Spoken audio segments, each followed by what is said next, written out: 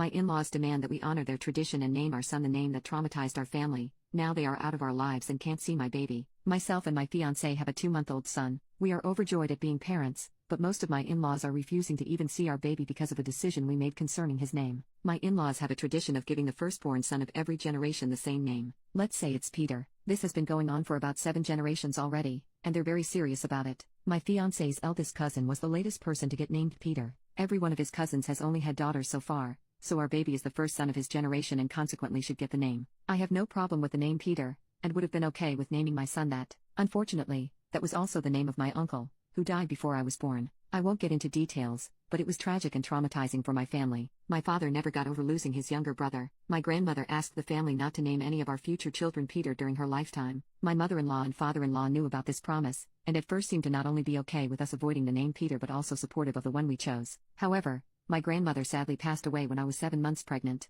We traveled for her funeral. On our last days there, my in-laws called to offer me their condolences. Then my mother-in-law asked me if I was willing to think about the name Peter now. Suddenly, they were insistent that the name we chose was awful and we had to honor their tradition. According to them, they had only agreed to make an exception for us for my grandmother's sake and had no obligation to keep it now that she had passed. My family agrees that while it's true we don't have to avoid the name anymore, it still doesn't feel right to use it. My fiancé agrees with me as well, but his parents spent the last weeks of my pregnancy trying to convince us to change our minds about the name. When our baby was born and we named him what we wanted, my in-laws were furious that we had broken a 7-generation-old family tradition. Some of them hadn't previously wanted to name their sons Peter, but did it anyway for the family's sake. They said our decision was selfish, and that my family should have moved on by now. This has truly nothing to do with whether my family has moved on or not. It just felt like a betrayal to my grandmother and uncle's memories to even consider using the name. My father-in-law offered us $1,000 to change our son's name to Peter after he was born. That was 2 months ago, and neither of my fiancé's parents had met the baby or seen us since I was pregnant.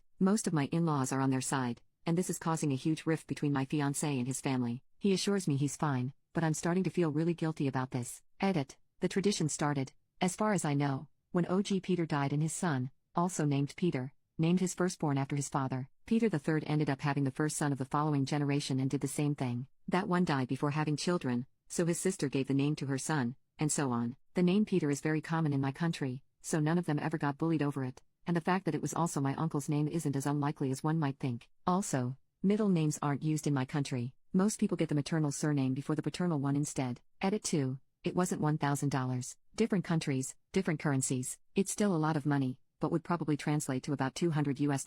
Update post. A bit over 1 month later, about a week after my post, my fiancé's parents contacted us. They apologized for their behavior and begged me to meet my son. They said they were ready to leave the naming debacle behind and truly wanted to be involved in their grandson's life. We were skeptical but invited them over to meet the baby. The visit went well. They began coming over almost every day during the next 3 weeks. I noticed neither of them ever called my son by his name, but I didn't point it out. For the first time in months, things seemed good between my fiancé and his parents. One day, my fiancé was helping my father-in-law with something at our place, so my mother-in-law and I went to the park with my baby. Sometime later, I had to go to the bathroom, so I left him in the stroller with her. When I got back, she was sitting on a park bench, chatting with a woman who was cooing over my son. I went over there and introduced myself as son's name's mom, and she said, I thought his name was Peter. I didn't say a word, and neither did my mother-in-law. She followed me to the car and we went back to my apartment. On the way there, I texted my fiancé about what had happened. The moment we got there, he kicked both his parents out of our place. He'd read my texts and confronted his father.